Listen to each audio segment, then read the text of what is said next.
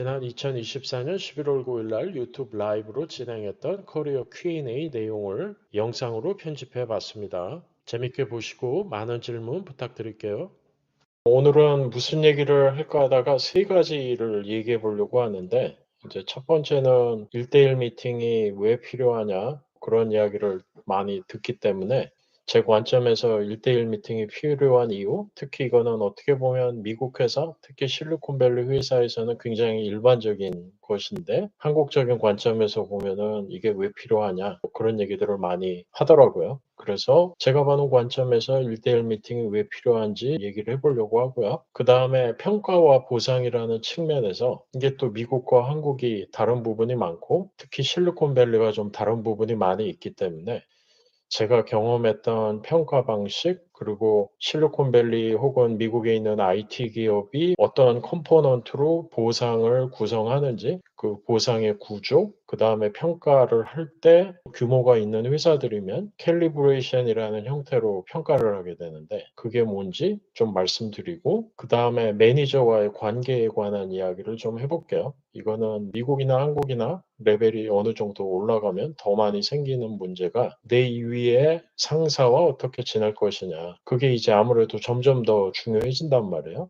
주니어일 때는 쉽게 만족하죠. 하지만 내가 레벨이 올라가고 경험이 쌓이다 보면 나도 원하는 게 늘어나고, 또 레벨이 올라가니까 주변, 특히 내 상사가 나에게 원하는 것도 커지다 보니까 이게 좀 잘 안 맞는 것 같아요.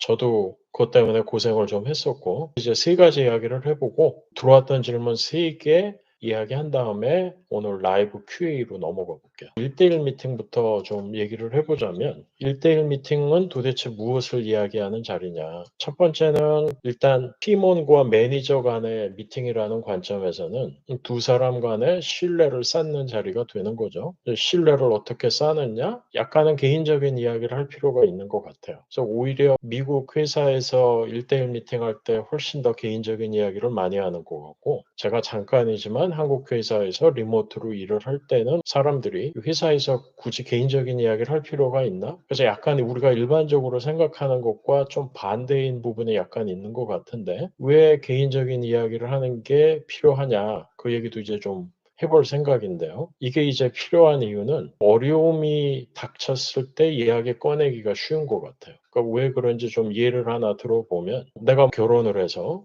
애가 있고, 근데 애가 오늘 아파요. 그러면은 출근을 뭐 약간 늦게 할 수도 있고, 퇴근을 빨리 해야 될 수도 있고, 그런 개인적인 이멀전시가 있을 수 있죠. 평소에 이런 얘기를 전혀 안 했다. 그래서 뭐 내 매니저가, 뭐 동료가 내가 결혼했는지도 잘 모르고, 결혼했지만 뭐 애가 있는지도 잘 모르고, 애가 있는지 알아도 뭐 몇 학년인지도 모르고, 그러면 이런 얘기를 꺼내기가 굉장히 힘들죠. 이야기에, 대화에 여러 개의 점프가 생기는 거예요. 내가 사실은 결혼했는데 애가 있고, 애가 지금 초등학생인데 오늘 아프다. 그래서 그런 것 때문에 개인의 관점, 팀원의 관점에서 볼 때도 내 매니저랑 조금은 내 개인적인 이야기를 해두는 것이, 나중에 내가 어떤 도움이 필요한 상황, 혹은 이렇게 빨리 퇴근을 한다든지 하는 그런 상황이 생겼을 때 말을 꺼내기가 쉬워지는 거죠. 그렇기 때문에 저 같은 경우는 항상 팀원들하고 1대1 미팅할 때는 시작할 때 항상 물어보는 거는, 뭐 지난 주말에 뭐 했냐, 그거 많이 물어보고, 휴가를 갔다 왔다 그러면 휴가 기간 동안에 뭐 했느냐, 뭐 그런 거 물어보고요. 끝날 때 항상 어려운 점이 무엇이 있느냐, 내가 도와줘야 될 부분이 뭐가 있냐, 내가 알아야 될 게 무엇이 있느냐, 그런 얘기를 많이 물어봐요.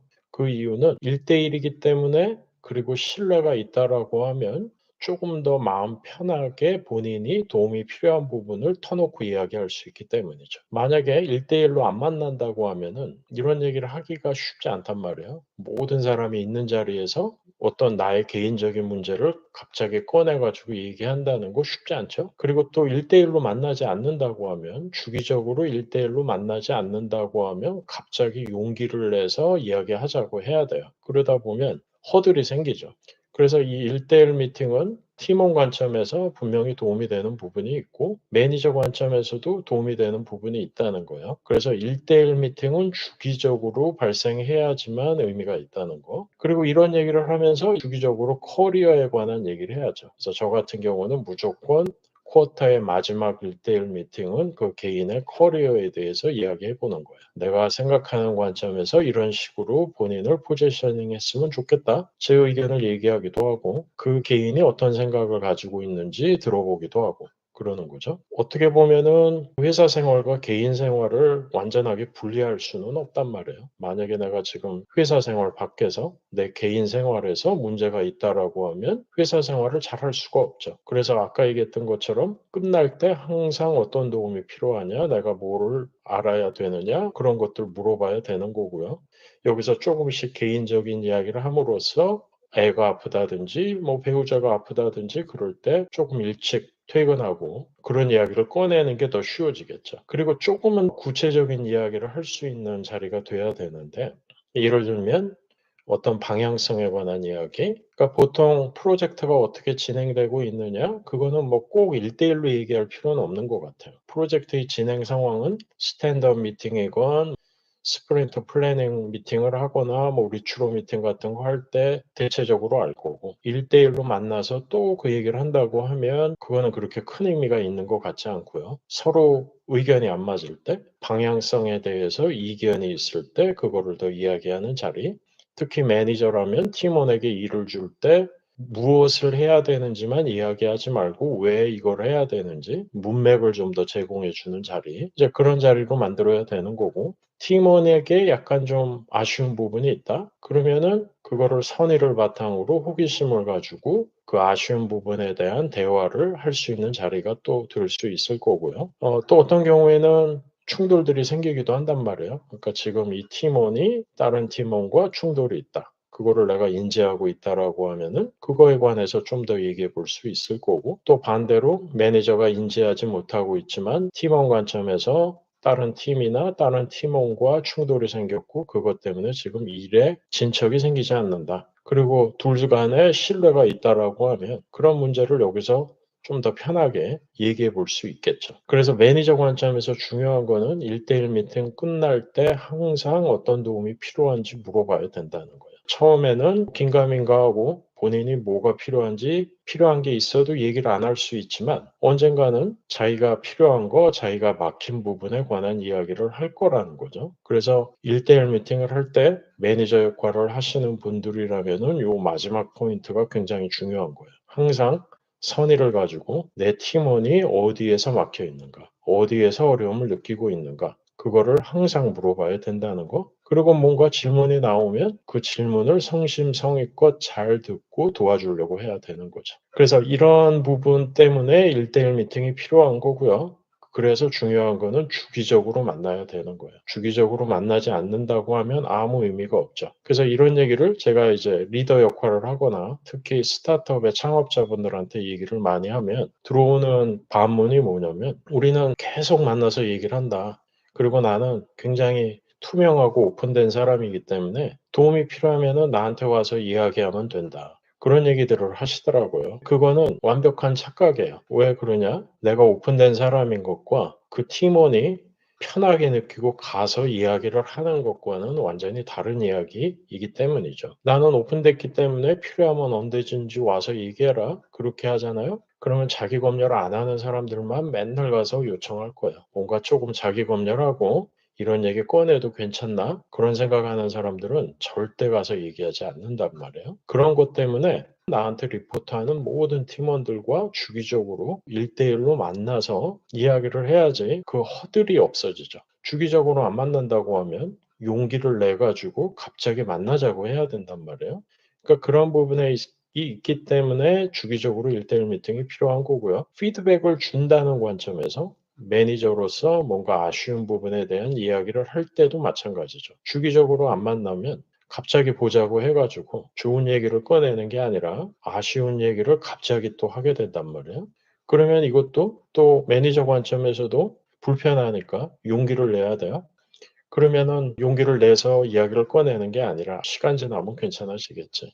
그냥 대충 생각하고 뒤로 미뤄버리게 되더라고요. 그렇기 때문에 1대1 미팅은 주기적으로 만들어질 때 의미가 있다는 거, 그 말씀드리고 싶고, 또 최근에 제가 많이 들었던 이야기는 엔비디아의 젠슨 왕이 다이렉트 리포트가 40명이 넘는데 1대1 미팅을 안 한대요. 그래서 그 얘기를 듣고 젠슨 왕도 안 하는데 왜 해야 되느냐. 제 반문은 당신은 젠슨 왕이 아니다. 젠슨 왕은 93년에 엔비디아를 창업을 해서 지금 31년째 회사를 운영하고 있단 말이에요. 그러니까 본인이 창업자였고 문화를 만들어냈고 그 과정에서 본인과 호흡이 잘 맞는 다이렉트 리포트가 40명이 생겼기 때문에 1대1 미팅을 안 해도 필요할 때 만나는 걸로 굴러갈 수 있는 거죠. 그거를 보고 나도 그렇게 할 수 있다라고 믿는 거는 굉장한 착각이 아닌가 싶어요. 이 관점에서 이 토픽에 관심이 있는 분들한테 제가 추천드리고 싶은 책이 있는데 The Effective Manager라는 책이고요. 이 책의 내용을 간단하게 요약해 보면 이런 거예요. 첫 번째는 그 팀원의 대해서 얼마나 알고 있느냐. 팀원이 결혼했는지 알고 있느냐. 팀원이 애가 있는지 알고 있느냐. 애가 있다고 안다면 이름이 뭔지 알고 있느냐. 그게 이제 첫 번째 질문이고, 두 번째는 1대1 미팅을 통해서 성과에 대한 이야기를 주기적으로 논의해 보라는 거고요. 이때 그냥 무슨 일을 해야 되는지, 잘했는지, 못했는지만 얘기하지 말고 그 방향성, 특히 레벨이 높을수록 우리가 이런 일을 왜 해야 되는지 문맥에 관한 얘기하는 거, 또 업무가 여러 개 있을 경우 어느 업무가 더 중요하고 덜 중요한지 얘기하는 거, 업무별로 특히 중요한 업무일수록 어떻게 끝났을 때 성공이고 실패인지 그 기준에 관한 이야기 등등을 얘기해야 될 거고요. 또 얘기하겠지만 잘하는 사람일수록 챌린지가 더 필요한 부분이 있단 말이야. 본인의 컴포트 존에 빠지지 않게 잘하는 사람이 더 잘할 수 있게 서포트해주고 챌린지하고, 또 이런 1대1 미팅을 통해서 팀원이 할 수 있는 일을 본인이 위임을 못하고 하고 있다. 특히 초보 매니저들이 많이 빠지는 실수인데, 뭔가 가르쳐서 하려고 보면 귀찮고 내가 하면 일단은 빨리 하니까, 그리고 또 특히 개발 매니저들 같은 경우는 개발을 손에서 떼는 거를 또 두려워하다 보니까 여러 가지 이유로 위임을 하지 않고 본인이 노가다를 하는 경우들이 많죠. 저도 처음에 그랬던 것 같아요. 그래서 이런 1대1 미팅을 통해서 주기적으로 이 팀원에게 내가 넘길 수 있는 일이 무엇이 있을 수 있지? 생각해 봐야 되는 거고. 결국 이런 네 가지를 달성함에 있어서 가장 효과적인 수단이 1대1 미팅이라는 거예요. 그래서 이 책을 쓴 사람은 이 실리콘밸리 쪽에서 리더십 코칭을 하는 걸로 굉장히 유명한 사람이고요. 애플이나 메타 같은 곳에서 중간 매니저 대상으로 경영진 대상으로 트레이닝을 하는 그런 유명한 사람이에요. 다음으로 제가 많이 듣는 질문은 1대1 미팅은 얼마나 자주 하고 시간은 어느 정도로 가져가는 게 좋을까요? 그 질문을 많이 듣는데, 저는 사실 저한테 리포트하는 사람의 수와 상관없이 모든 사람과 일주일에 한 번은 만나고 최소 30분은 만나요. 근데 그것도 이제 좀 약간 익숙해져야 될 포인트도 있고, 만나면 무슨 얘기를 해야 되는지 그런 것도 처음엔 잘 모른단 말이에요. 그렇기 때문에 처음부터 모든 팀원을 매주 만나겠다, 그렇게 너무 거창하게 시작하면 지속하기가 힘들죠. 그래서 아직 익숙치 않다라고 하면 제가 드리는 조언은 이런 거예요. 팀의 크기가 4명 혹은 그거보다 작다. 그럼 매주 30분 정도 꼭 보시고, 팀의 크기가 5명에서 8명 사이다. 그럼 격주로 한 30분 정도 보시고, 그거보다 크다. 그러면 어쩌면은 팀을 나눠야 될 수도 있고, 뭐 중간 매니저가 필요한 시점일 수도 있고, 아니면 한 달에 30분 정도라도 보는 거, 이게 좋은 시작이 아닐까 싶어요. 제가 이제 매니저 경력이 많지 않을 때 착각했던 거는 뭐였냐면, 잘하는 사람은 어차피 잘하니까 좀 덜 만나고, 못하는 팀원들과 자주 만나서 그 사람들의 성과를 내야겠다, 그렇게 착각한 적이 있었는데, 그렇게 해보니까 양방향으로 악효과가 있었어요. 그러니까 잘하는 사람들도 결국 사람은 관심의 동물이란 말이에요.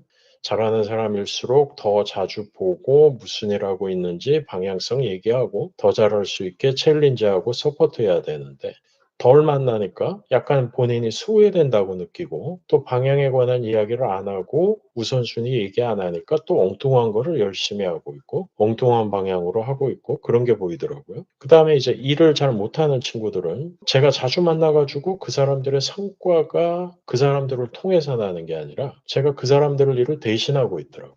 어떤 팀원이 내가 생각하는 것보다 성과가 안 나온다, 그러면은 옆에 앉아가지고 그 사람의 일을 본인이 대신해 주는 게 아니라 그 근본적인 이유가 뭘까? 그거를 파악을 해서 그 갭을 줄이려고 하는 것이 더 맞구나. 그런 거를 많이 깨달았었어요. 저는 1대1 미팅 같은 경우 무조건 모든 팀원을 일주일에 한 번씩 만났고요. 최소 30분씩 봤어요. 그래서 보통 한 이틀 정도를 1대1 미팅만 하는 걸로 잡고 팀원들과 1대1 미팅하고 티어 매니저들하고 1대1 미팅 많이 했고요. 그 다음에 잘하는 팀원들 같은 경우는 일주일에 2번 봤어요. 화요일 날 보고 뭐 금요일 날 보고 월요일 날 보고 목요일 날 보고 더 자주 봐야지 이 사람의 능력을 더 활용을 할 수 있고 또 맞는 방향으로 가져갈 수 있기 때문에 그게 훨씬 더 효과적이구나. 그거를 깨달았고요. 아까 제가 이제 일을 못하는 사람이라는 얘기를 했는데 정확하게 표현을 하면 뭐냐면 똑같은 문제를 반복해서 일으키는 사람. 그게 일을 잘하느냐 못하느냐의 하나의 기준이 될 수 있죠. 발전을 하느냐. 계속해서 문제가 생기는 경우 왜 계속해서 생기는지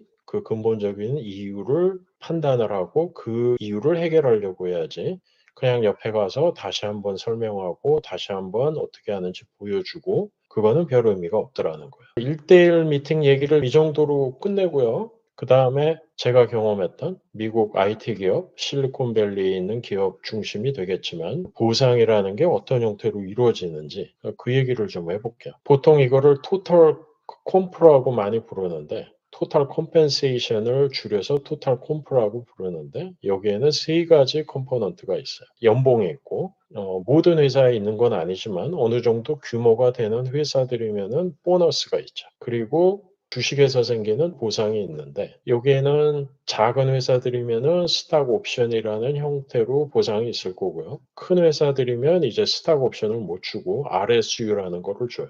그럼 이 스탁 옵션과 RSU의 차이가 뭐냐? 뒤에서 설명을 따로 드릴 거고요. 기본적으로 이게 미국과 한국의 가장 큰 차이점이 아닌가? 한국 같으면은 대기업은 주식 형태의 보상은 없죠. 하지만 미국 IT 기업은 규모와 상관없이 주식으로 주는 보상이 분명히 있단 말이에요. 그리고 이 주식이라는 거는 결국 회사의 성과와 연동이 되는 거기 때문에 조금 더 회사를 생각을 하면서 일을 하게 되지 않나? 그런 포인트가 있고 또 이게 있다 보니까 전체적으로 받을 수 있는 보상의 크기가 훨씬 더 큰 것 같아요. 이런 기본 연봉이나 보너스 같은 경우도 나눠 먹게 하는 게 아니고 잘하는 사람들한테 몰아주는 구조이기 때문에 더 큰 차이가 나는 부분도 있고요. 그 다음에 여기에서 또 따져볼 수 있는 눈에 잘 안 띄는 보상으로는 401k라는 게 있죠. 이게 한국으로 치면은 개인연금 같은 건데 미국은 정부가 하는 연금 제도가 없단 말이에요. 개인이 알아서 연금을 들어야 되는데 그게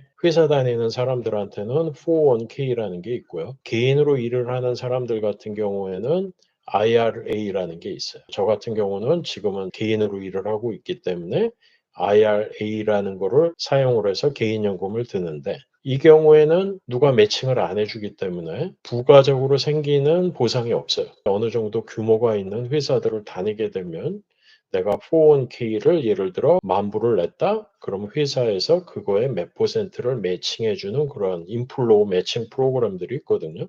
그럼 이것도 꽤 오랜 기간 동안 회사 생활을 하면은 작지 않은 금액이 돼요. 그리고 이게 투자를 어떻게 보면은 장기로 하는 거기 때문에 펀드 같은 거 잘 골라서 오랫동안 하면은 눈덩이 불듯이 그 금액이 엄청나게 커지더라고요. 그래서 이 401k 인플로어 매치라는 게 눈에 안 보이는 또 하나의 컴펜세이션 컴포넌트인 거고 또 ESPP라고 그래서 상장한 회사들 같은 경우 주식을 조금 더 싼 값으로 사게 해주는 프로그램이 있어요. 이거는 스탁 옵션이나 RSU와는 별개인데 요 ESPP라는 것도 있고 또 한국하고 비교하면 미국이 의료보험이 훨씬 비싸단 말이에요. 이거는 회사를 계속 다니시는 분들은 잘 모를 거예요. 근데 이게 생각보다 굉장히 큰 보상의 일부라고 볼 수 있는데 저 같은 경우는 지금 세 번째 풀타임 잡 없이 지내다 보니까 이때마다 제가 직접 의료보험 비용을 내야 된단 말이에요. 회사 다닐 때는 회사에서 한 80%, 90%, 100% 내주고 그 차액을 내가 내는 구조였는데 그럼 얼마 안 내요. 그래도 한국 관점에서 보면 많이 내는 걸 수 있는데 몇백 불 내죠, 매달. 근데 이거를 내가 다 내게 되잖아요. 그럼 엄청난 돈을 내요. 저는 지금 코브라라는 프로그램으로 한 달에 믿거나 말거나 2,600불 내거든요. 이거를 회사 다닐 때는 80%, 90%를 회사에서 부담하고 그 남는 거를 내가 부담한 건데 개인으로 일을 할 때는 굉장히 말도 안 되는 싸구려 의료보험 하든지 제대로 된 거 하려고 하면은 2,000불 넘어가는 의료보험을 해야 돼요. 이게 1년이 아니라 한 달에 그 정도가 나온다는 거. 그래서 이런 것들을 토탈 콤프라는 관점에서 생각해 보실 수 있고, 작은 스타트업이라면은 보너스가 당연히 없죠. 보너스가 없고 스탁 옵션도 뭐 많이 받을 수는 있는데 종이 조각이란 말이에요. 정말로 나중에 가치가 있는 주식으로 변할 것이냐? 그건 사실 아무도 모르는 거죠. 그리고 401k도 처음에는 없어요. 어느 정도 회사가 살만하면 그다음부터 401k 만드는 로 주는데, 이 경우도 내가 그냥 개인연금 넣는 것이지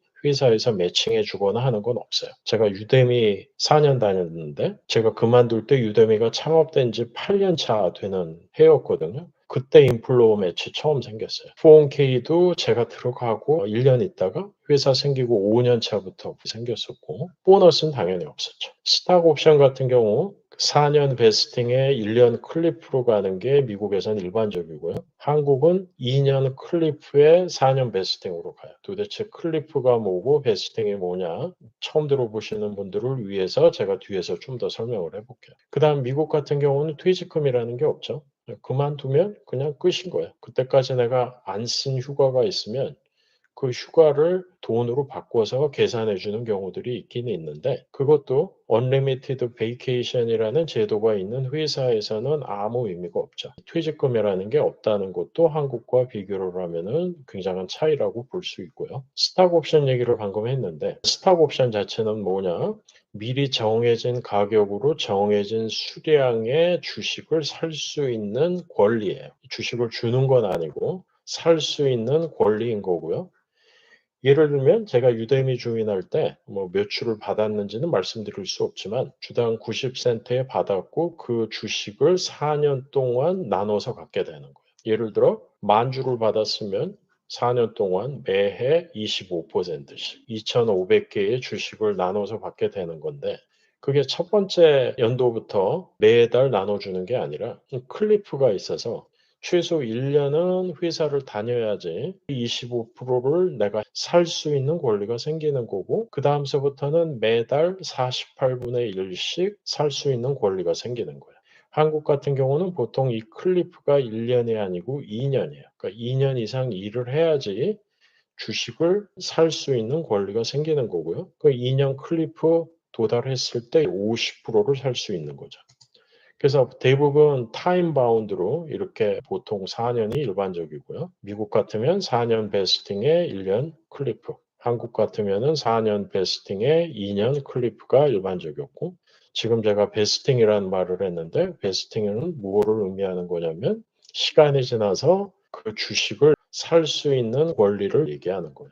엑서사이즈는 그 주식을 실제로 이 미리 정해진 가격을 주고 사는 거를 얘기하는 거예요. 약간은 도박이죠. 굉장히 작은 회사인데 앞으로 어떻게 될지 모르겠다. 내가 1년 근무를 했고 25%를 살 수 있는 기회가 생겼다. 그 25%가 베스팅이 된 건데 엑서사이즈를 할 거냐 말 거냐. 베스팅은 살 수 있는 권리가 생긴 거를 얘기하는 거고요. 엑서사이즈는 실제로 사는 거를 얘기하는 거예요. 저도 미국에 와서 처음 스타트업 다닐 때는 이 스탁 옵션이라는 게 뭔지 이해도 잘 못했고 그냥 종이 조각이라고 생각을 했기 때문에 뭐 이런 용어도 이해할 생각도 못했고요.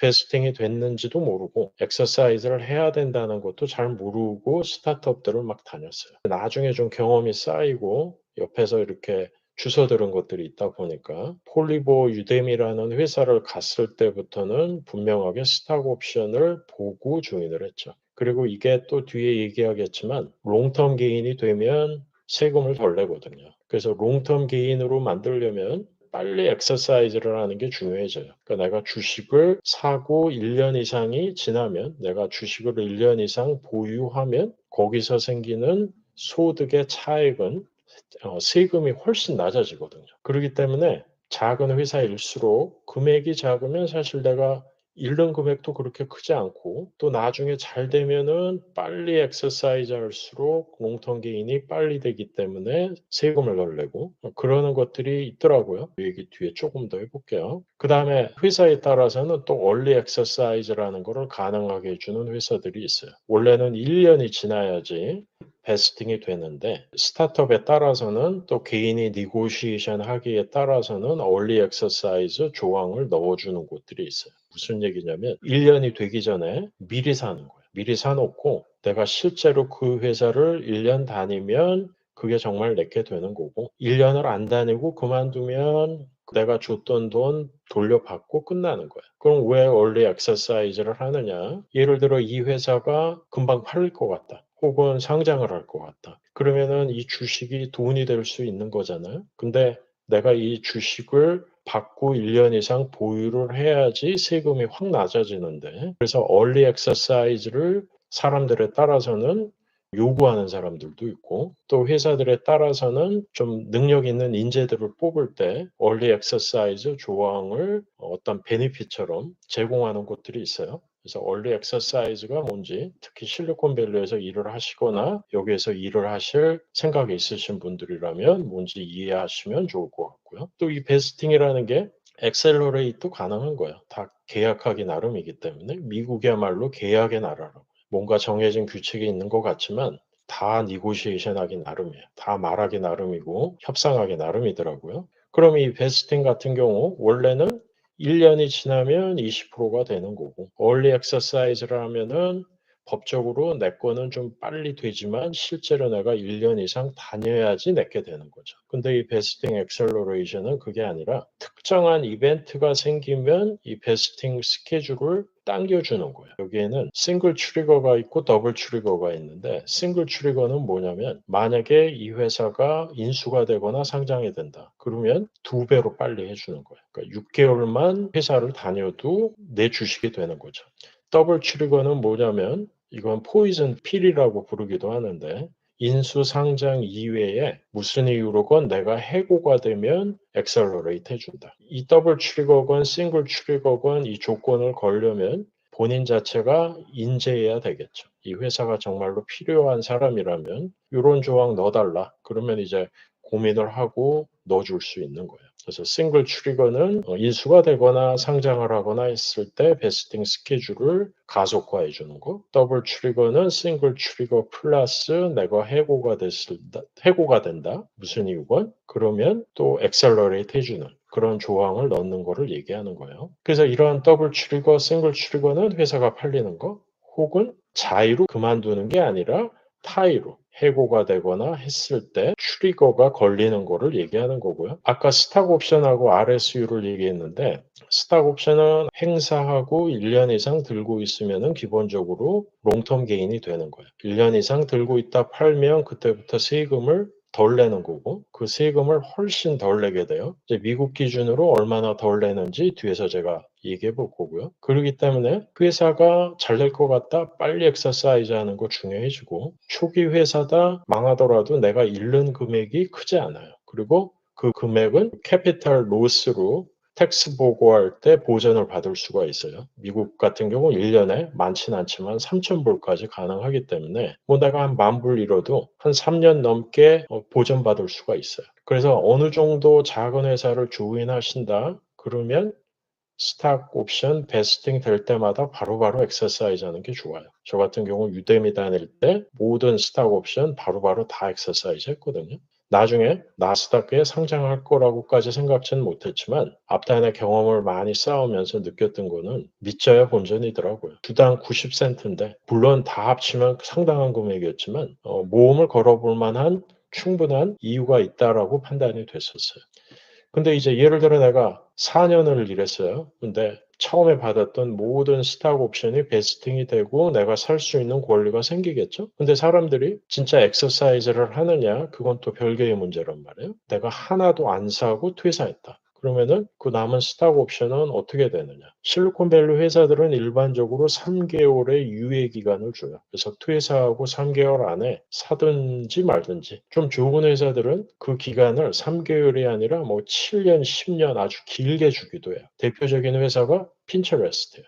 핀처레스트 같은 경우는 제가 기억하는 게 맞으면 7년이었던 걸로 기억하는데 퇴사하고 7년 동안 더 생각을 해봐도 되는 거죠. 그래서 일반적으로는 석 달이 주어진다는 거고요. 유대미 때 주니어들이 굉장히 많았고 회사 경험들이 별로 없는 거예요. 그러다 보니까 비교 대상이 없죠. 그러다 보니 회사에 조금만 나쁜 일이 생기면 우리 회사 망할 회사, 우리 회사 잘 안 될 것 같아. 이제 그렇게 내부자의 시각이 부정적이 되는 거예요. 모수가 크면 여기저기 경험을 해보니까 이런 회사는 이런 게 좋고 이런 회사는 이런 게 나쁘고 모든 환경에는 명함이 있다라는 거를 알게 되는데 그런 비교할 포인트가 없는 경우 안 좋은 거를 보면은 굉장히 안 좋게 생각하더라고요. 그러다 보니 유대미가 나중에 나스닥에 상장을 할 거라고 생각지 못했던 사람들이 굉장히 많았어요. 근데 저는 경험적으로 상장까지 생각지는 않았지만 다시 한번 믿져야 본전이라고 생각했기 때문에 팀원들 중에 퇴사하는 사람들이나 친했던 동료들 중에 퇴사하는 사람들한테 모르겠으면 25%라도 행사하고 그만둬라. 나중에 회사 잘 되면 얼마나 배 아프겠냐. 그랬는데 제 말을 들은 사람이 그렇게 많지 않아요.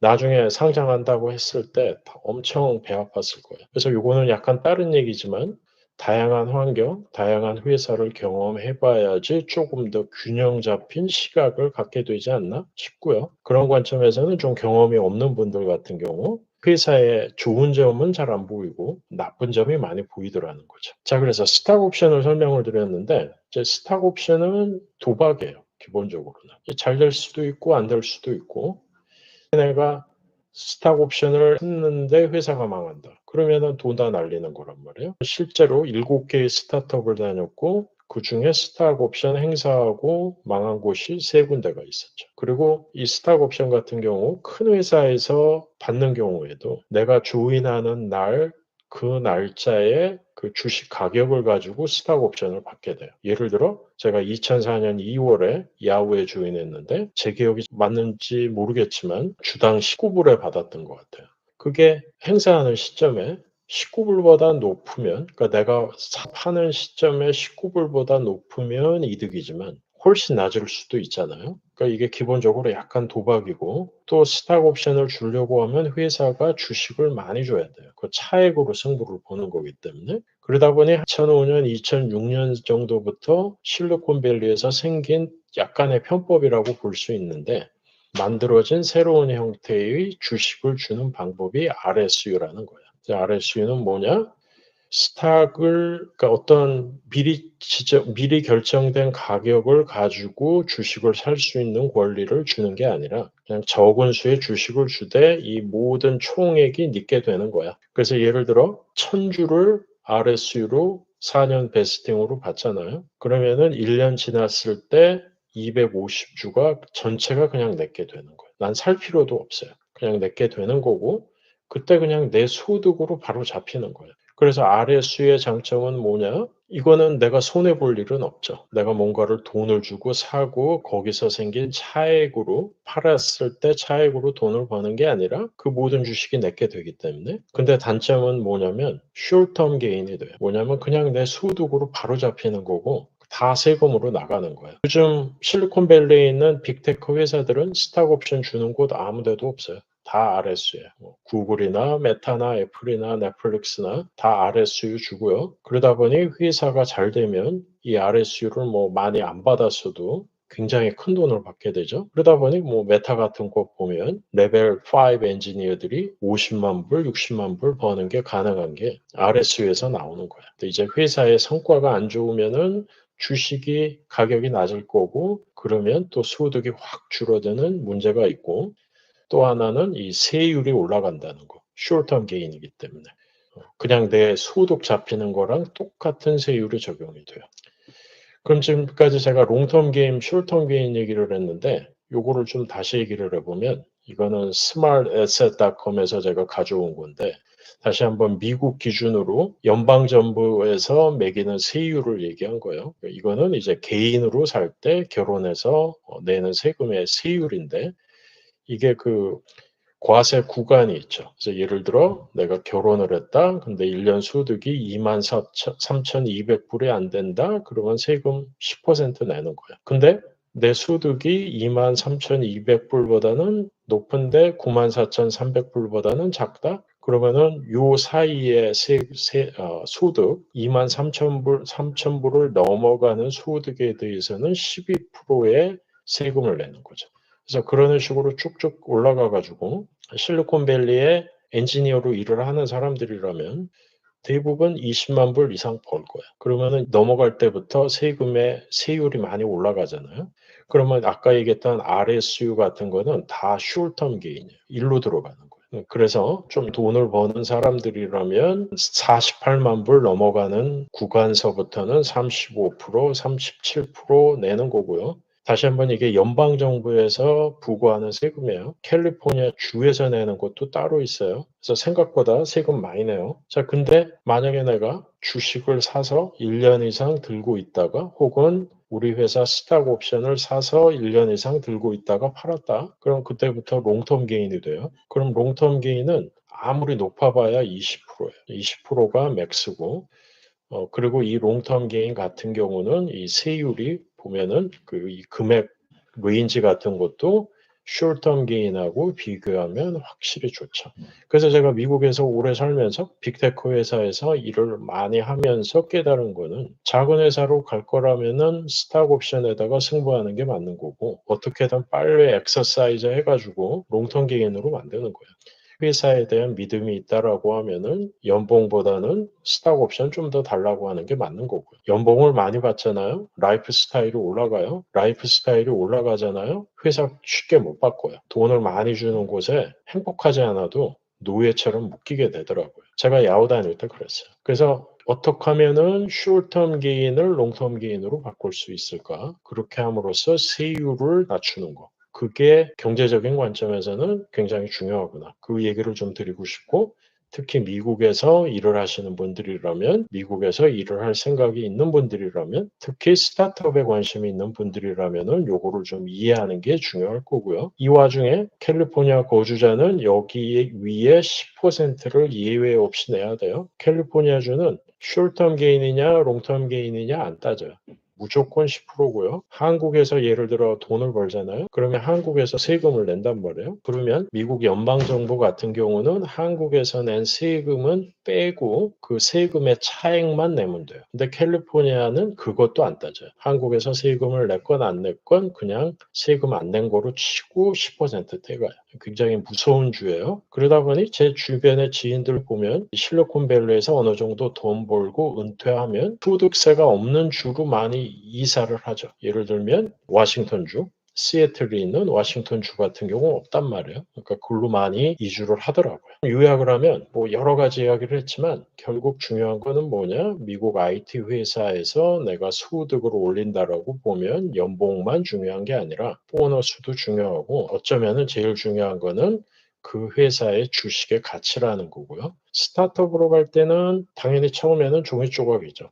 하지만 그 회사가 성장을 해서 잘 된다라고 하면은 그리고 거기서 생긴 소득을 롱텀 게인으로 바꿀 수 있다라고 하면은 엄청난 이익으로 돌아올 수 있다는 거. 예, 그 얘기를 좀 드리고 싶었고요. 그다음에 미국 IT 기업들이 어떻게 개인을 평가하는가 그 얘기를 좀 해볼게요. 그러니까 기본적으로는 세 가지 조합으로 평가를 해요. 회사가 어떤 실적을 냈느냐, 내가 속한 팀이 어떤 실적을 냈느냐, 내가 어떤 실적을 냈느냐. 예를 들면 회사 실적 50%, 팀 실적 30%, 개인 실적 20%뭐 이런 식으로 조합을 해서 평가를 하는 게 일반적인 것 같고요. 그 다음에 이 평가 결과를 보상과 연동을 하고 나눠 먹기를 하진 않는 것 같아요. 제가 삼성전자 다닐 때 실망했던 것 중에 하나가 그거예요. 뭐 아무리 일을 열심히 해도 전 해에 승진한 사람은 이번 해에는 그냥 바닥 깔라고 대놓고 얘기하고 그러더라고요. 좀 이해하기 힘들었고 미국 같은 경우 제가 다녔던 대부분의 회사들은 평가를 좀 확실하게 하고 거기에 맞춰가지고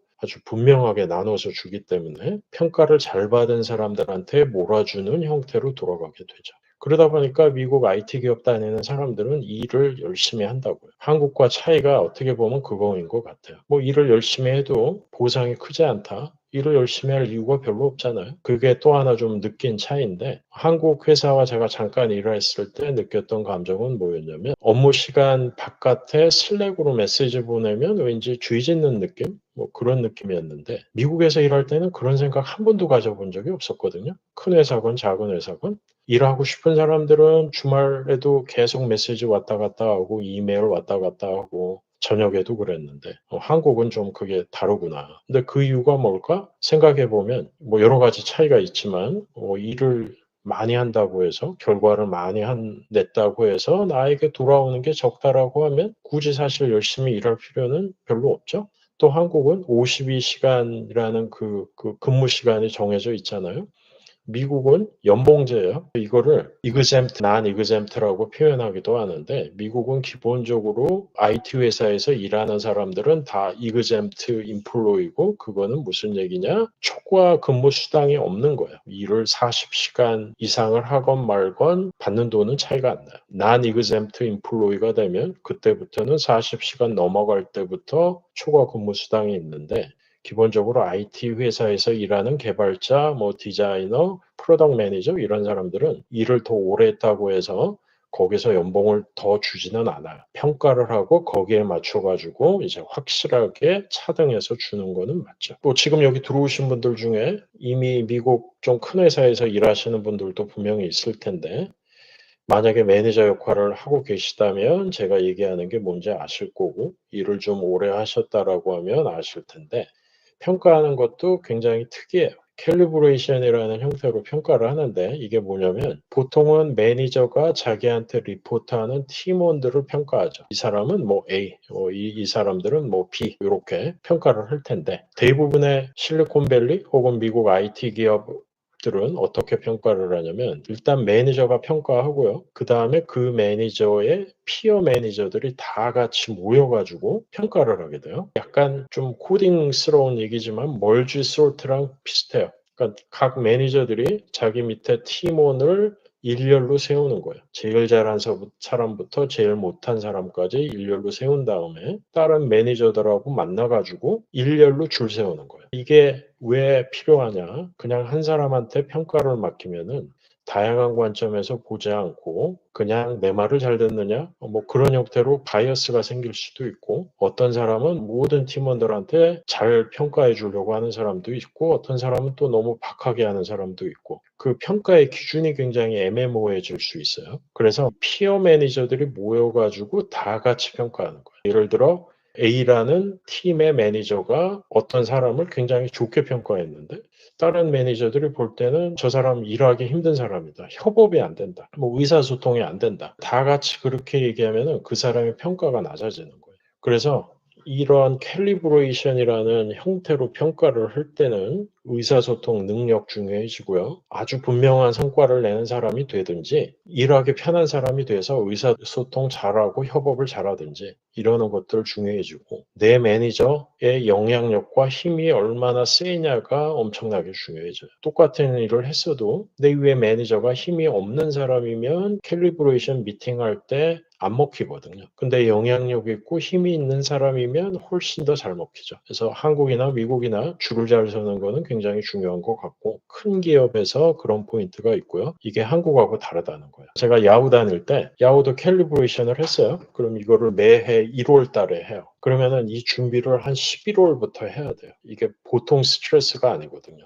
제 밑에 있는 팀원들의 줄을 잘못 세우잖아요. 그러면 잘못 세운 그 팀원부터 그 밑으로 다 밀리는 거예요. 다 같이 모여가지고 엄청나게 열띠게 논쟁하거든요. 그리고 이거를 준비할 때부터 스트레스를 많이 받아요. 1월 달에 할 생각하면 잠이 안 온다고. 그리고 이것도 잠깐 만나갖고 끝나는 게 아니라 한 일주일 걸려요. 일주일 내내 피어 매니저들끼리 모여가지고 피 터지게 싸우는 거예요. 뭔가 타이브레이커 생기면은 그 위에 매니저가 끼어들든지 아니면 HR팀에서 한 사람이 들어와요. HRBP라는 비즈니스 파트너가 한 명 들어오는데 이제 그런 사람들이 타이브레이커 역할을 하게 되고 그러다 보면 내가 갖고 있는 영향력이 얼마나 중요하냐, 내가 내 위의 상사와 얼마나 온라인이 되어 있느냐 이런 것들이 중요해지더라는 거죠. 그래서 제가 이런 거를 좀 경험을 한 다음부터 대기업이 좀 더 싫어진 이유도 있어요. 뭐 불필요하게 논쟁을 많이 해야 되고 어떻게 보면은 굉장히 모나지 않은 사람을 만들어내야 되고 그런 사람들이 또 이런 환경에서 인정을 받고 뭐 그러는 걸 보면서 아, 너무 스트레스 받는다.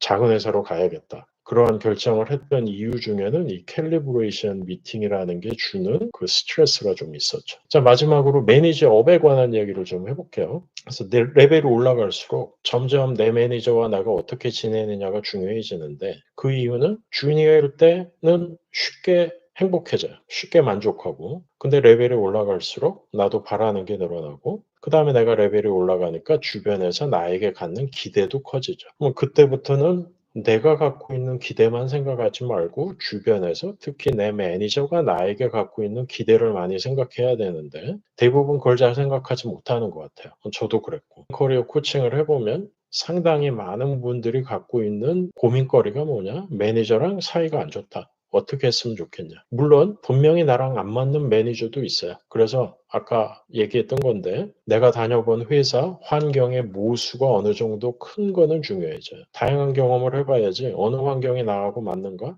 어떤 매니저랑 일을 했을 때 내가 더 행복하지? 더 많은 걸 성취할 수 있지? 그런 거 알 수 있단 말이에요. 남녀 관계랑 비슷한 거죠. 여러 사람 만나봐야 누가 나랑 더 맞는지 안단 말이야. 근데 한 사람만 만나봤다. 한 매니저랑만 일해봤다. 그러면 때로는 환경 탓하고 매니저 탓해야 되는데 내 탓을 할 수도 있어요. 그래서 그거는 어느 정도 감안을 하고 들어보셨으면 좋겠어요. 자, 레벨이 올라갈수록 매니저가 생각하는 방향과 내가 생각하는 방향을 일치시키는 게 필요해지고요. 대화를 안 한다라고 하면은 일치를 시킬 수가 없겠죠. 그래서 의사소통이 점점 더 중요해지는 거고, 뭔가 매니저의 생각을 나는 도저히 이해할 수가 없고 너무 이상하다. 그렇게만 생각하지 마시고, 호기심 가지고 많이 물어봐야 돼요. 도와달라. 그런 형태로 이야기를 꺼내보는 게 더 좋은 것 같고요. 그러니까 너무 빨리 단정 짓지 말라는 거. 이야기해보고 대화해보고 판단해야지. 그냥 처음부터 저 사람은 이야기하기 힘든 사람, 저 사람의 생각에 동의할 수 없어. 그렇게 하지 말라는 거. 그 다음에 매니저도 사람이고 그 사람도 갖고 있는 고민이 많이 있을 텐데 이 사람이 힘든 부분은 무엇일까? 그 다음에 이 사람이 나에게 갖고 있는 기대는 무엇일까? 이거를 좀 생각해 봐야 돼요. 그래서 내가 원하는 것만 생각하지 말고 내 주변 동료, 내 매니저가 나에게 원하는 것, 기대하는 것은 무엇일까? 그거를 많이 생각해 보라는 거고요. 또 모든 사람은 장점이 있고 단점이 있겠죠? 강점이 있고 약점이 있을 거고. 근데 이제 때로는 내 매니저의 약점, 단점에 너무 꽂혀가지고 그 사람의 장점, 강점을 못 보는 경우들이 있는 것 같아요. 저도 그런 적이 있었고. 그래서 너무 이 사람의 이런 부분이 싫다. 거기에 꽂혀서 이 사람이 갖고 있는 좋은 점을 혹시 못 보고 있는 건 아닌가? 뭐 그런 것도 생각해 보셔야 되고, 내가 이 사람에게 뭔가 요구하고 요청할 때 그 사람의 약점이나 단점에 호소하지 말고 장점이나 강점에 호소해야 된다는 거예요. 예를 들면 이런 거예요. 내 매니저는 숫자에는 굉장히 밝은데 약간 EQ가 낮다. 뭔가 사람들하고 공감하고 동감하는 능력이 떨어진다. 근데 숫자에 굉장히 밝고 이성적인 사람이다. 그렇다라고 하면 이 사람하고 이야기를 할 때는 숫자를 가지고 이야기해야죠. 이 사람이 내 상황을 공감하고 같이 슬퍼하고 그러기를 바란다고 하면 힘들어진다는 거예요. 그래서 뭔가 내가 정말로 싫은 점을 갖고 있는 매니저라고 하더라도 분명한 장점, 강점이 있다라고 하면은 그 사람의 장점, 강점을 활용하는 형태로 일을 해야 한다는 거죠. 그래서 이제 그게 첫 번째 포인트고요. 두 번째 포인트는 내 자신을 돌아봐야 돼요. 앞단도 약간 내 자신을 돌아봐야 되는 포인트가 있지만 혹시 내가 성공방정식에 빠져 있지 않은가? 제가 여기서 매너리즘이라고 표현했는데 난 그동안 이렇게 행동을 해서 여기까지 왔기 때문에 앞으로도 똑같이 행동하면 되는 거 아닌가? 착각을 할 수 있어요. 그러니까 예를 들면 주니어일 때는 내가 개인으로 개인기를 부려서 뭐 작게라도 성과 내고 레벨이 올라가겠죠. 근데 내가 정말 시니어가 됐고 나도 이제 매니저가 됐는데 여전히 개인기를 부리려고 한다? 그럼 그건 문제란 말이에요.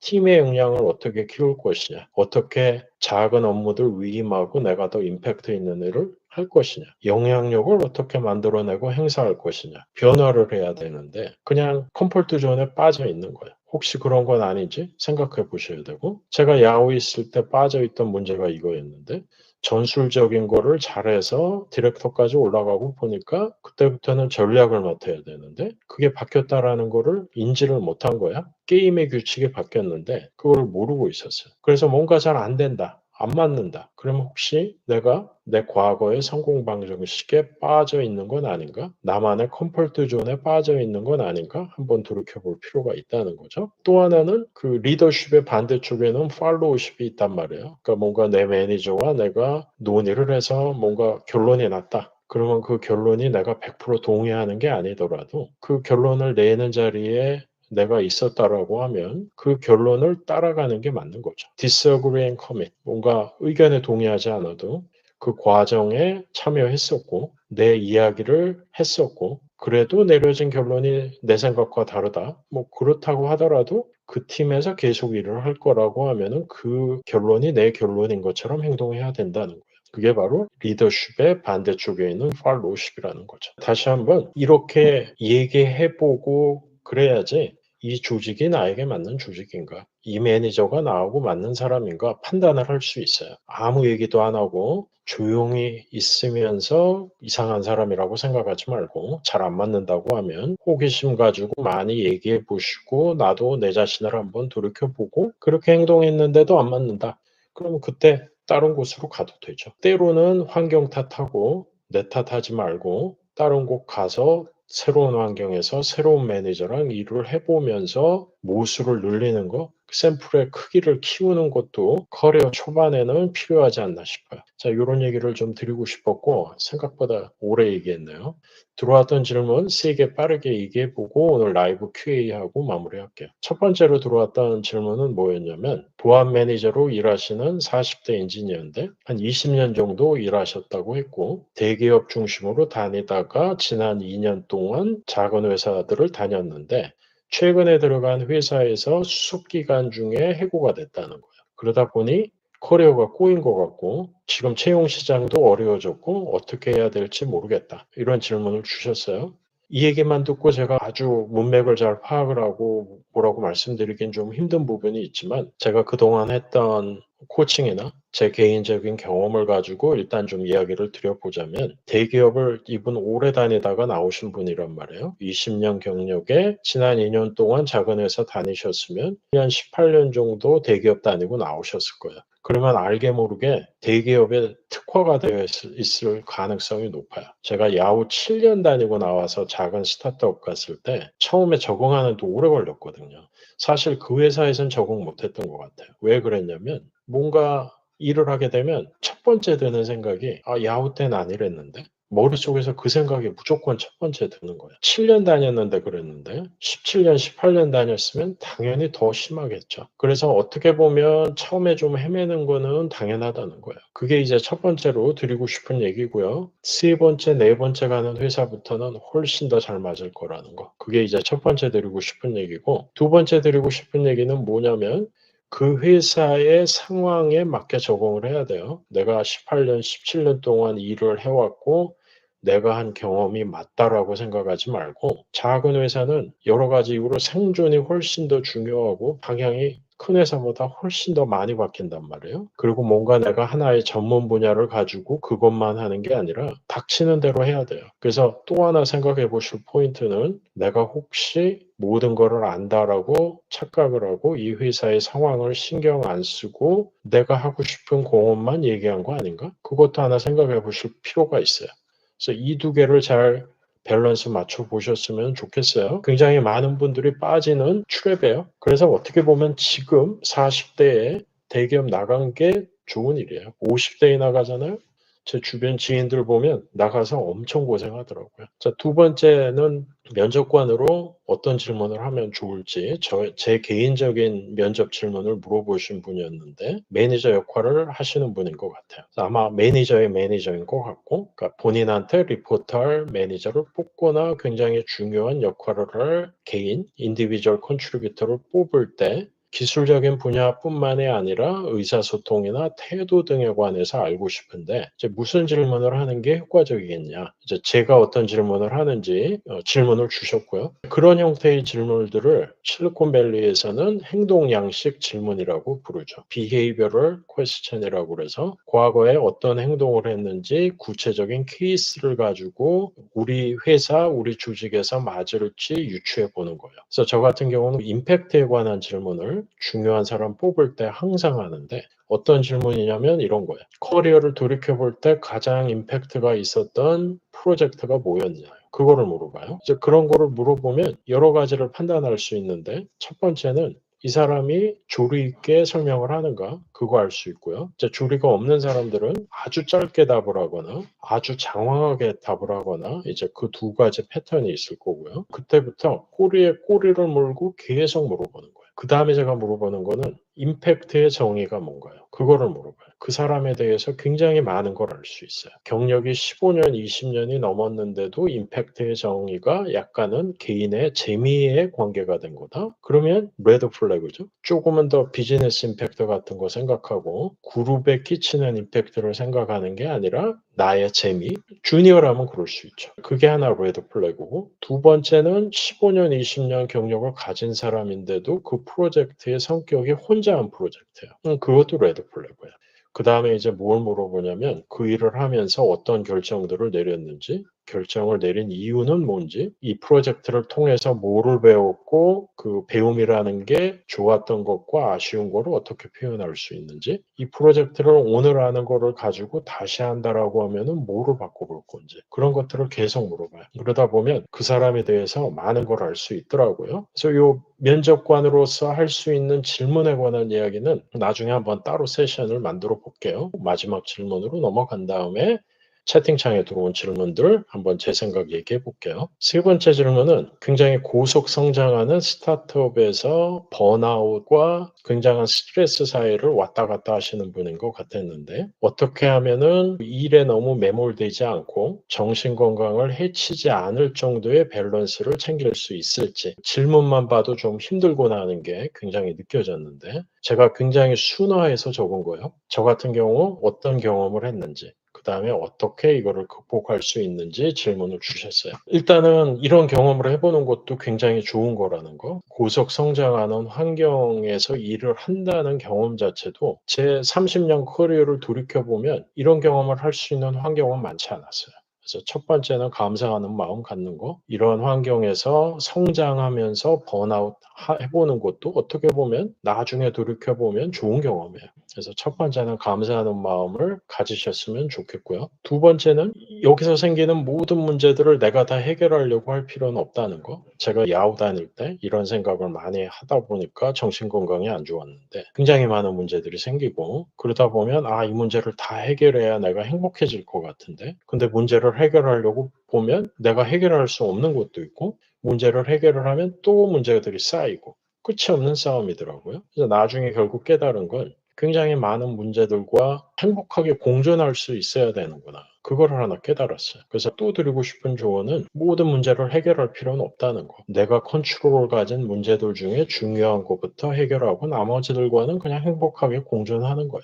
그게 제가 두 번째로 드리고 싶은 조언이고 세 번째는 이것도 제가 야후 막판에 만들어낸 습관인데 이제 스트레스를 많이 받으니까 이제 가족들하고 밥을 먹거나 어디 갔을 때 거기에 온전히 포커스하는 게 아니라 회사 일 생각하면서 혼자 인상 쓰고 있고 어울리지를 못하는 거예요. 그래서 그런 일이 굉장히 많았어요. 그래서 그때부터 의식적으로 노력을 했던 거는 그런 스트레스들하고 대화하는 거예요. 이제 마음 한쪽에 걱정의 방을 만들어 놓고 지금 가족하고 저녁을 먹는데 어떤 걱정이 나를 스트레스를 받게 하고 집중을 못하게 한다? 그럼 이제 그 걱정하고 대화를 하는 거예요. 나 지금 밥 먹느라고 바쁘니까 이 방에 좀 들어가 있어. 내가 밥 다 먹고 나서 얘기할게. 그렇게 연습을 좀 했었고, 야구 다닐 때는 잘 안 됐는데, 이게 오래 하다 보니까 순간순간 뭐가 더 중요한지 판단을 할 수 있었고, 그 과정에서 제가 깨달은 건 이거예요. 개인의 삶과 커리어를 구분한다는 것 자체가 별 의미가 없구나. 이걸 어떻게 완벽하게 구분을 하고 살 수 있을까요? 그냥 순간순간 뭐가 더 중요한지 판단해서 그거에 집중하고 아닌 거는 약간 뒤로 밀어놓고 그렇게 바라보는 게 맞지 않나 싶고요. 그 다음은 이제 햇빛 많이 쬐는 거 좋은 것 같고, 많이 걷고, 심호흡하고, 호흡 잘하는 거 굉장히 중요한 것 같아요. 그래서 좀 그 정도로 말씀드리고 싶고요. 뭐 이것도 더 하고 싶은 얘기는 있지만, 나중에 또 따로 얘기해 보면 좋을 것 같고요. 오늘 제가 준비했던 내용은 이거에 다이고, 들어왔던 질문들 한번 볼게요. 미국에서 한국인 매니저를 만나는 곳에 장단점이 있나요? 추가로 매니저의 국적에 따라서 나타나는 공통점이 있는지 궁금합니다. 한국인 매니저를 만나면 여러모로 편하죠. 그리고 기본적으로 미국에 와서 일을 좀 오래 한 사람들이라면 굉장히 오픈돼 있을 가능성이 높아요. 그래서 그거는 그냥 한국에서 매니저 만나는 것보다는 좀 더 좋은 사람들을 만날 가능성이 높을 거라고 보여져서 그거는 나쁜 것 같지 않아요. 소프트 랜딩 하기가 좀 더 편할 수 있어요. 물론 따로 커피챗 같은 거 하자고 해서 많이 물어보세요. 평가를 어떻게 하느냐, 내가 처음에 들어가면은 무슨 일을 하게 되느냐, 그런 것들을 많이 물어보시고, 인종에 따라서 차이는 기본적으로 인도계는 좀 빡세죠. 인도계는 팀원들도 요구하는 게 많고요. 매니저는 요구하는 거 더 많아요. 인종별로 싸잡아서 얘기하기는 싫지만 좀 분명하게 그런 차이는 있는 것 같고요. 저는 개인적으로는 대만, 이스라엘, 러시아 친구들하고는 굉장히 잘 맞았던 것 같아요. 그 다음, 소프트웨어 개발 과정에서 의미 있는 사업 계획, 효율적인 설계, 시장성 있는 구현 능력, 고객에게 먹히는 운영 능력이 있을 때 스타트업에서 어떤 능력이 더 중요하고 어떤 능력이 더 필요하고 어떤 레벨에서 어떤 능력을 중시해야 할지 궁금합니다. 스타트업이라는 관점에서는 기본적으로는 오래 버틸 사람이 필요해요. 그 무슨 얘기냐면 한 1, 2년 헛슬링하면 되겠지. 그런 사람 치고 잘하는 사람 한 명도 못 봤어요. 10년 싸움이기 때문에 물론 이제 창업자 관점에서는 10년 싸움인 거고요. 개인 관점에서는 잠깐 뭔가 해서 좋은 성과가 나올 거라고 생각하면 안 된다는 거. 그거 말씀드리고 싶고 두 번째는 내일 남의 가려서 하려고 하는 사람들 치고 잘하는 사람 못 본 것 같아요. 그래서 오너십을 가지고 무엇이 됐건 내 영역 밖의 일도 하겠다라는 마인셋을 가진 사람들이 잘하는 것 같아요. 그래서 오래 버티고 무엇이든 한다. 그리고 거기에 또 조금 더 첨언하자면 긍정적인 태도를 가지고 변화를 두려워하지 않는 사람. 그런 사람들이 잘하더라고요. 그러니까 못하는 사람들은 맨날 훈수 두는 거예요. 왜 어저께 왼쪽으로 가기로 하고 오늘 오른쪽으로 가냐? 난 이해 못하겠다. 그런 얘기 하는 사람들 치고 스타트업에 오래 다니는 사람 별로 못 봤어요. 그 다음 연도 2월에 졸업을 앞둔 대학생입니다. 큰 생각 없이 교내 추천 채용을 통해 매출 100억 정도의 IT 중소기업에 지원하여 최종 합격하였습니다. 금융 관련 프로젝트를 수행할 것 같습니다. 대기업에 최근 10곳 지원했고 서류 합격을 2곳 합격했지만 한 곳에서 면접에 탈락했고 다른 곳은 전형 진행 중입니다. 지금 당장 붙은 회사를 가자니 제 포텐셜을 너무 죽이는 것 같아 고민이 됩니다. 이런 성과가 있으니 이번 연도와 내년 상반기에 좀 더 어플라이를 해보고 그중에 붙은 곳을 갈까 생각 중입니다. 드리고 싶은 조언은 지금 가시는 첫 번째 회사가 마지막 회사는 아닐 거예요.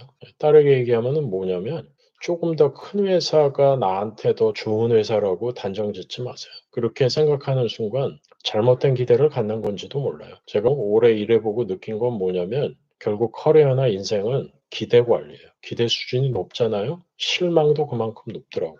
그러니까 지금 예를 들어 좀 더 큰 기업에 가면 내가 훨씬 더 행복하고 남들이 인정해 주겠지. 그러면 그럼 기대가 큰 건지도 몰라요.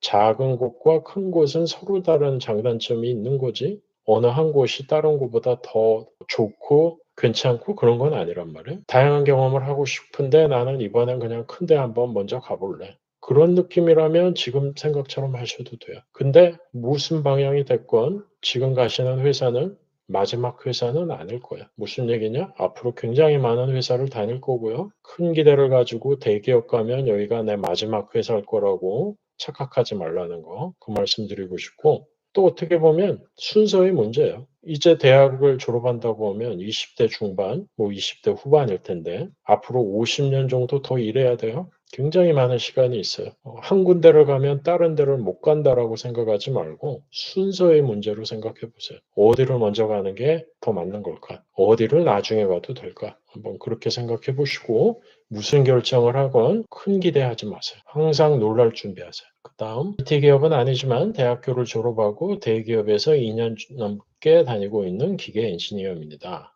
다른 영상에서 말씀하셨을지 모르지만 모수를 늘릴 때의 기준, 이직의 기준이 무엇이었나요? 저 같은 경우는 작은 스타트업을 7개 다녔어요. 창업 포함해서. 7개를 다녔는데 그중에 2개가 잘 됐고 5개는 헐값에 팔리거나 망했어요. 그래서 일단 제가 퇴사한 회사들 중에 상당수는 제 의지와 상관없이 망했던 곳들이 있다는 거. 그래서 3개월, 8개월, 9개월 다니고 이직을 한 기록이 있는데 그건 다 회사가 망했던 케이스들이에요. 혹은 헐값에 팔렸는데 안 따라간 케이스들이었고 그 이외의 케이스들은 기본적으로 매니저랑 안 맞으면 저는 오래 있지 않았던 것 같아요. 야후에 오래 있던 거는 약간 좀 예외긴 했지만 그때는 받는 돈이 늘어나다 보니까 그리고 디렉터라는 타이틀을 달고 나니까 알량한 자존심이 생겨가지고 외부의 기회를 못 잡고 그 안에 있으면서 돌이켜보면 자신감만 줄어들었어요. 그래서 이거는 나름대로 원칙을 만들어 보세요. 저 같은 경우 그러니까 매니저가 잘 안 맞거나 외부에서 생긴 기회가 흥미로워 보이면 많이 옮겼어요.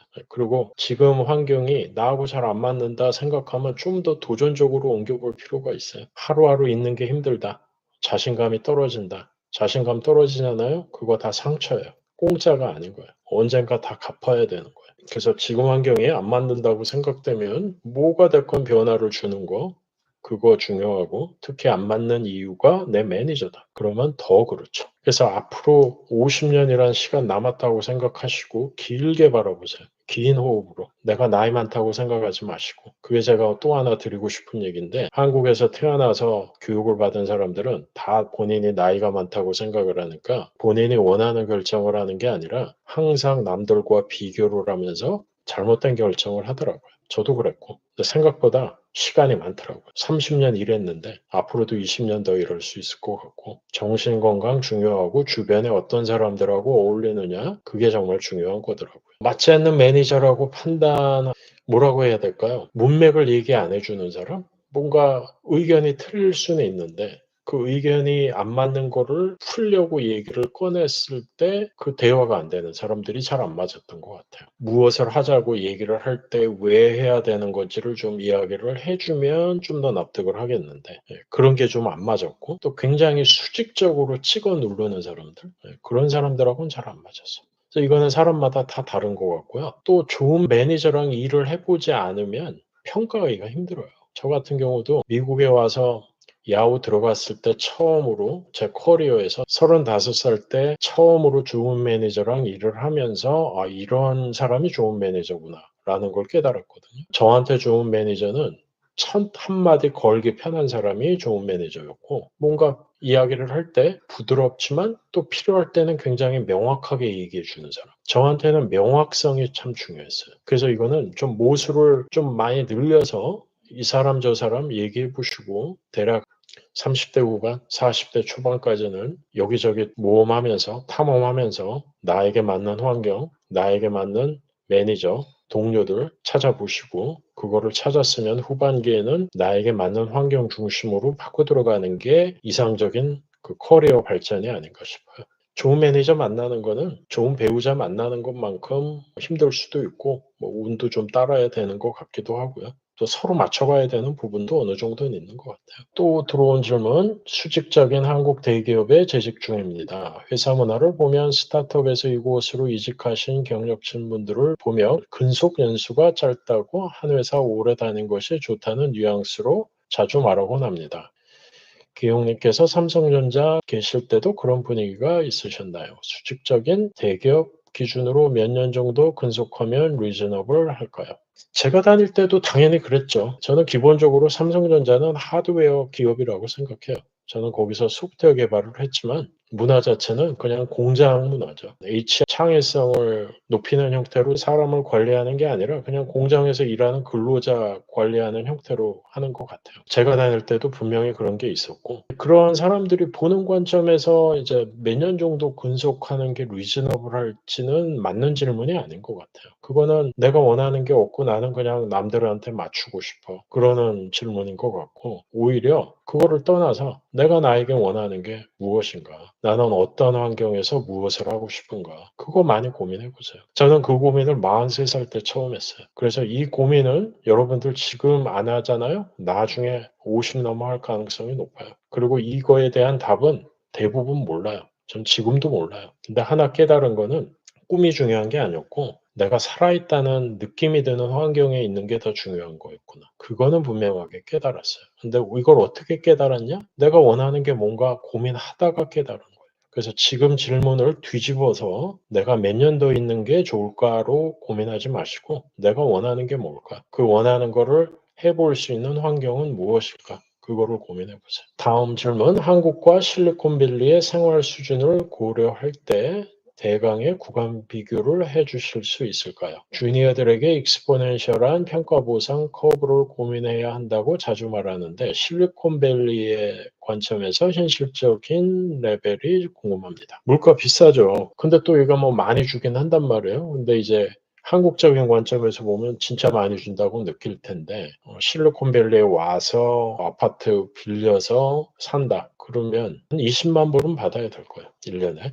주니어라고 하더라도 그 정도는 받아야지 생활이 가능할 거예요. 근데 그거는 시작이죠. 그냥 그때부터 열심히 하고 또 커리어 초반에는 그런 얘기하는 분들이 있는데 커리어 초반부터 회사 하나를 잘 잡아가지고 오래 다녀라. 운이 좋으면 그렇게 할 수 있겠죠. 근데 저는 오히려 가능하면 여러 회사 다녀라. 그 다음에 회사 옮길 때마다 연봉이 오른단 말이에요. 커리어 초반에는 그런 경험도 해봐야죠. 메뚜기라고 부르기도 하지만 그런 경험 하면서 연봉도 올리는 경험도 해보고 다양한 사람들하고 일도 해보고 어떤 매니저가 나랑 맞는지도 판단해야지.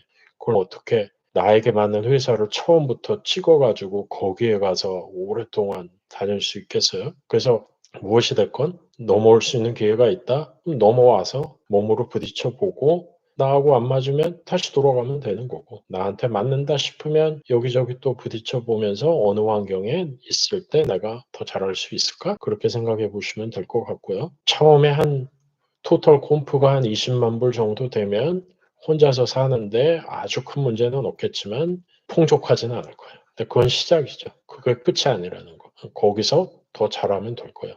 대부분의 한국 사람들은 열심히 일하기 때문에 자기 검열하지 않으면 와서 시작만 할 수 있으면은 그다음부터 잘할 거야. 지금 들어온 질문, 실리콘밸리 등 미국 개발 일자리를 찾으려면 역시 링크드인에서 찾는 게 제일일까요? 제일 좋은 건 아는 사람 통해서 지인 추천 받는 거죠. 그게 좋을 텐데 리모트로 일하는 게 아닌 다음에는 결국 비자가 문제가 될 거예요. 그래서 제일 중요한 거는 비자 문제가 아닌가? 좀 그런 생각이 들고 그렇다 보니 이제 취업을 목적으로 미국으로 진학을 하는 사람들이 생기죠. 근데 그것도 약간 도박이에요. 일단 석사 과정 훨씬 비싸단 말이에요. 지금 제가 겸임 교수로 있는 산호세 주립대학 같은 경우 미국에서도 전체적으로 봤을 때 석사 과정이 이렇게 싼 곳은 많지 않을 거예요. 특히 실리콘밸리 중심에 있는 학교인데 1년에 18,000불 정도 해요. 다른 데는 보통 그거의 4배 정도 할 거예요. 그 정도 돈을 들이고 와서 2년 하고 취직을 할 수 있을까? 그게 요즘은 경기가 안 좋다 보니까 아무도 모르는 거죠. 근데 그렇게 도전을 어느 인종이 많이 하냐? 인도계가 많이 해요. 제가 산호세 주립대에서 가르치는 학생의 80%가 인도 학생들이에요. 인도는 상대적으로 가난한 나라죠. 그러니까 대학 졸업하고 바로 오는 게 아니라 3년, 5년 일해서 본인이 번 돈으로 넘어오는 친구들이에요. 똑똑한지는 사실 모르겠어요. 근데 도전 정신은 분명하게 있더라고요. 결국 중요한 거는 도전 정신이 아닌가? 인도 친구들 보다 보면 그런 생각을 많이 하게 돼요. 그래서 진학을 해서 하는 거는 3년이라는 OPT를 받아서 또 일을 할 수 있는 게 있기 때문에 조금 더 도전을 할 수 있는 건 있는데 약간은 도박이라는 게 있다는 거. 그래서 어디가 됐건 주변에 많이 이야기하고 다니세요. 나는 실리콘밸리에 가서 한국 밖에 나가서 일해보고 싶다. 그런 얘기를 하고 다니다 보면 누군가는 도와줄 거야. 내가 얘기를 안 하면 아무도 모르니까 못 도와주죠. 본인의 욕망을 얘기하는 게 중요한 거더라고요. 이 얘기는 나중에 한번 따로 이야기를 해보면 좋을 것 같고요. 또 질문 들어온 게 있는데 스트레스 관리와 관련된 질문인데요. 협업하시는 분들이 몇 번 시도해보지 않고 저에게 안 된다, 왜 이런 거냐 따지듯 얘기하는 경우가 있는데요. 주니어인 제가 오류를 찾아주고 알려주는 상황이 스트레스입니다. 어떻게 말씀드려야 상황이 조금 더 개선될 수 있을까요? 기대 관찰 갭의 순서로 얘기해 보세요. 그러니까 뭔가 이런 상황이 있을 때 나는 이렇게 얘기해 주는 거를 기대했는데 실제로는 이렇게 얘기가 들어온다. 힘들다. 이 대화하는 방법을 좀 바꿨으면 좋겠다. 그거를 명확하게 얘기를 하세요. 그렇게도 안 바뀌고 상황이 반복되고 너무 힘들어진다. 그럼 퇴사해야죠. 안 맞는 환경을 확률이 높은 거예요. 만약에 회사는 좋고 일이 재밌다라고 하면 내부에서 이동을 할 수 있는 게 가능한지 그거 꼭 알아보시고요. 그러니까 중요한 거는 내가 갖고 있는 문제를 표현하지 않으면 결국 아무도 안 바뀌는 거고, 그렇다고 해서 너무 저 사람들은 완전히 잘못하고 있고 내가 옳다라고 말을 꺼내면 말이 안 통한단 말이에요. 그러니까 호기심을 가져야 돼요. 나보다 시니어한 사람들이 왜 이렇게 이야기를 하지? 내가 모르는 뭔가가 있겠지. 난 그걸 알고 싶어. 그런 마음을 가지고 나는 이렇게 얘기해 주는 걸 기대했는데 요렇게 얘기를 듣는 것 같다. 그 이유를 알고 싶다. 그렇게 물어보세요. 마지막으로 질문 하나 더 주세요. 자, 능력이 많이 모자란 주니어인데 어디 갈 데가 없다고 읍소할 때 어떻게 가이드 해야 좋을까요? 1년 가까이 기다려 줬습니다. 이 주니어랑 어떤 관계이신지 잘 모르겠는데 뭐 어느 정도는 솔직하게 얘기해 줘야 되지 않을까요? 이러이러한 부분을 좀 더 보강해야 될 것 같다. 그런 얘기도 좀 해주시고, 어쩌면은 읍소한다라는 그 표현 자체를 놓고 볼 때 너무 조바심 내고 불안감 갖고 있는 거 아닌가? 그런 생각도 들어요. 제가 이 커리어 코칭 하다 보면 굉장히 그런 분들 많거든요. 나이는 20대 혹은 30대 초반인데 마치 70살 먹은 노인처럼 본인 앞에 시간이 얼마 안 남았다고 생각하고 무슨 정석 공부하는 것처럼 커리어를 선행학습으로 해결할 수 있다라고 생각을 하는 사람들이 있더라고요. 그런 거에는 정답이 없다. 시간이 걸리는 거다. 그렇게 얘기를 해보면은 어떨까 싶은데 조금 더 자세한 이야기 적어주시면 제 생각을 한번 더 공유를 해볼게요. 그러면 2주 후에 또 다른 토픽을 가지고 만나볼게요.